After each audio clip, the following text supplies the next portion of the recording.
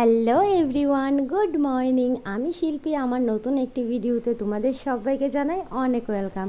ছোটদের ভালোবাসা আর বড়দেরকে প্রণাম জানিয়ে আজকের ভিডিওটা স্টার্ট করলাম। এখন ঘড়িতে প্রায় 9টার মতো বাজে। তো আজকের ভিডিওটা এখন থেকেই শুরু করছি। তো দেখতে পাচ্ছ আজকের ভিডিওটা কিন্তু একদম দোকানে বসে স্টার্ট করেছি। মা আর বাবা গেছে খেতে। আমাদের সকাল সকালই খাওয়া দাওয়া হয়, কারণ বাবা তো অফিসে চলে যায় 9:30টার দিকে। তো 9টার দিকে মোটামুটি খাওয়া দাওয়া হয়ে যায় আর কি মা আর বাবার। তো মা বাবা গেছে খেতে, আর আমি আর আয়ুষ এইখানটায় বসে বসে দেখো ডেকোরেশন করছি। কালকে আমার অ্যানিভার্সারি গেল, আজকে আবার হঠাৎ করে কিসের জন্য ডেকোরেশন চলছে সেটা তোমরা ভাবছো হয়তো, তাই না? দাঁড়াও একটু ওয়েট করো, সব কিছু জানাচ্ছি তোমাদের। তার আগে এই যে দেখো, আগের ভিডিওতে তোমাদের সঙ্গে শেয়ার করেছিলাম আমার অ্যানিভার্সারি ছিল। তো যেহেতু বরমশাই বাড়িতে ছিল না, ভিডিও কলেই কিন্তু অ্যানিভার্সারি পালন করলাম। তো কি গিফট সেটাই এখন তোমাদের সঙ্গে শেয়ার করে দিচ্ছি। এই যে দেখো, এই নূপুরগুলো কিন্তু ও আমাকে গিফট করেছে। কি বলো তো, আমি বলেছিলাম যে আমার কোনো কিছু লাগবে না, এখন তো বলছিল কিছু একটা তো দেওয়া দরকার, বাড়িতে নেই, তা বলে কি কোনো কিছু দেবো না? এটা তো আমার নিজের থেকেও ভালো লাগছে না। সেই জন্য কিন্তু আমাকে জোর করছিল বলে আমি এই যে নূপুরগুলি বানিয়ে এনেছি আর কি। ভাবলাম চলো, এমনিতেও একজোড়া নূপুরের দরকার। আমার বিয়েতে যে নূপুরগুলো দেওয়া হয়েছিল অনেকটাই বড়, আর আমার নূপুর পরতে কিন্তু বেশ ভালো লাগে, বাড়িতেও পরে রাখলে আমার ভালো লাগে। সেই জন্য কিন্তু বাড়িতে পরার মতো ছোট্ট করে একজোড়া সিম্পল ডিজাইনের মধ্যে আর কি একটা জোড়া নূপুর বানিয়ে নিলাম। তো কেমন লাগলো ডিজাইনটা অবশ্যই কিন্তু কমেন্ট করে জানিও। তারপর এই যে দেখো, চলে এসেছি এখন ওড়না কিনতে। আমাদের বাড়ির সামনে দিয়ে যাচ্ছিল আর কি, আর দাম কিন্তু একদম কম, মাত্র 50 টাকা করে ওড়নাগুলো বিক্রি করছিল। তো ভাবলাম চলো একটা নিয়ে নিই। তো যাই হোক, তারপর এই যে দেখো সবাই মিলে একটুখানি আমল কুল খাচ্ছিলাম। আমার অতটাও ভালো লাগে না, বাচ্চারাই বিশেষ করে খেলো আর কি। এই যে সবাই মিলে কাপড় তুলতে চলে এসেছি ছাদে। দেখো হঠাৎ করে প্রচুর বাতাস, দেখো একদম দাঁড়ানো যাচ্ছে না, যেন ঠেলে এদিকে ওদিকে নিয়ে যাচ্ছে অবস্থা। আমার বাবাও কেমন কাপড় তুলছে, সবার হাতে কোনো না কোনো কাপড় আছে। দেখো আজকে প্রচুর কাপড় চোপড় ধোয়া হয়েছে, এই যে সবার হাতে আছে। পিউ তোমার হাতে কতগুলি আছে দেখাও। দেখো অবস্থা দেখো, আরেকজন কাপড় নিয়ে নামতে পারবে না আজকে, পরে যাবি সিঁড়ি থেকে। আমার কাছে আছে এটা, দেখো সবার হাতে কাপড়। আমার বাবাইয়ের হাতেও আছে, দেখো ওই দেখো বাবাইয়ের হাতেও দুইটা আছে, দেখতে পেয়েছো? ওই যে দেখাও তো, ওই দেখো সবাই কাপড় নিয়েছে এই যে। তো চলো এখন নিচে যাই, কাপড় নেওয়া হয়ে গেছে। এত পরিমাণে বাতাস হয়েছিল, মনে হচ্ছিল যেন তুফান বৃষ্টি আসবে, কিন্তু একদমই তা হয়নি, একটুও বৃষ্টি আসেনি, শুধুমাত্র একটুখানি বাতাস হয়েছে, বাস এইটুকুই। তারপর কিন্তু বেরিয়ে গেলাম একটুখানি দোকানে যাওয়ার উদ্দেশ্যে। সন্ধ্যায় যদি আবার বৃষ্টি নামে, তাই জন্য কিন্তু বিকেলই চলে এলাম। এই যে দেখো এখন কিন্তু সোজা কেকের দোকানে চলে এসেছি। ভিডিও শুরুতেই তোমরা দেখেছিলে যে ডেকোরেশন করছিলাম আয়ুষের সঙ্গে বসে বসে। তো কেন করছিলাম চলো এখন বলি।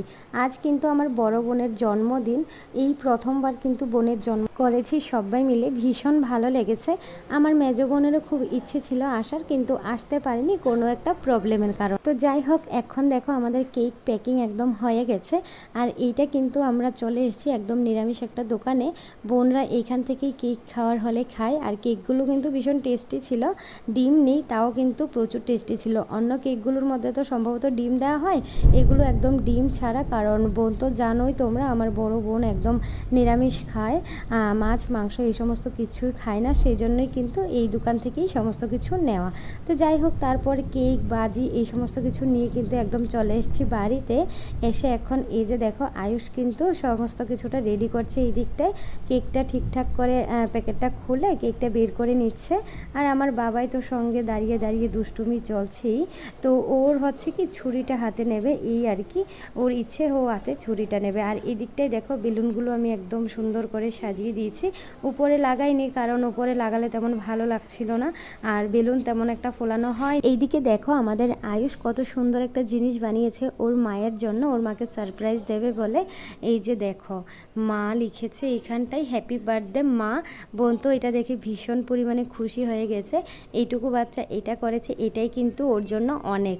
আর মায়ের জন্য স্পেশাল কিছু করার চেষ্টা করেছে, এটাও কিন্তু অনেক বড় একটা ব্যাপার। যে এখানে বাজি ফোটানো হচ্ছে, মানির জন্মদিনে বাজি ফোটাচ্ছে দেখো। আহা, ধরছে না।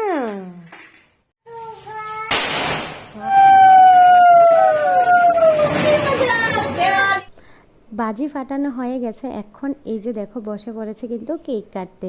আয়ুষের খুব ইচ্ছে ছিল যে ওর মায়ের জন্মদিনে ও বাজি ফাটাবে আর আনন্দ করবে, সেই জন্যই কিন্তু বাজি ফাটানো। তো যাই হোক, তারপর এই যে দেখো এখন কেক কাটার জন্য কিন্তু রেডি করে নিয়েছি, বাজিটাও লাগিয়ে দিয়েছি।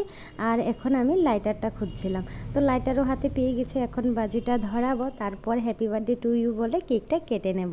বোন কিন্তু ভীষণ পরিমাণে খুশি ছিল। আর কি বলো তো, এই যে বোন এখন শাড়িটা পরে আছে, এই শাড়িটা কিন্তু আমরাই গিফট করেছি। আমি আর মেজো বোন মিলে কিন্তু অনেক কিছু প্ল্যানিং করেছিলাম, কিন্তু কোনোটাই হয়নি, কারণ মেজো বোন আসতে পারেনি, তাই জন্য কিন্তু একা একা সবটা সম্ভব হয়নি। তো যাই হোক, এই দিকটায় দেখো কেক কাটা হয়ে যাচ্ছে। আর আমার হাতে যে বেলুনটা আছে এটার মধ্যে দেখো কাগজ ঢুকিয়ে রেখেছিলাম, ফাটানোর সঙ্গে সঙ্গে কিন্তু খুব সুন্দর করে পড়েছে, খুব ভালো লেগেছে। এই আইডিয়াটা কিন্তু আয়ুষেরই ছিল।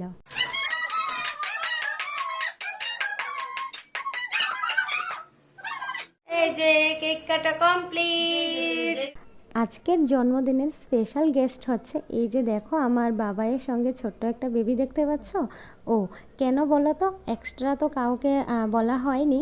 তো দোকান আছে যেহেতু আমাদের, তো দোকানে খরচ নিতে এসেছিলো ও ওর ঠাম্মির সঙ্গে। তো এইখানে জন্মদিন হচ্ছে দেখে ও কিন্তু থাকবে বলে বায়না করছিল, তাই জন্য কিন্তু ওর ঠাম্মি ওকে আমাদের কাছে রেখে চলে গেছে আর কি। কেক কাটা হয়ে গেলে খাওয়া দাওয়া সেরে ওকে পাঠিয়ে দেবো আর কি, এই ব্যাপার। বাচ্চাদের সঙ্গে ও একটুখানি আনন্দ করলো, মজা করলো, সেটাই আর কি। তো চলো এখন কেক খাওয়ার পর করব খাওয়া দাওয়া, আর বেবিকেও দিয়ে আসবো ওদের বাড়িতে, সেই ব্যাপার। তো যাই হোক, কেমন লাগলো ভিডিওটা কমেন্ট করে অবশ্যই জানিও।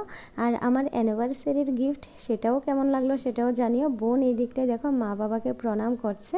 তো যাই হোক, আজকের মতো ভিডিওটা এখানেই শেষ করছি। টাটা সবাইকে।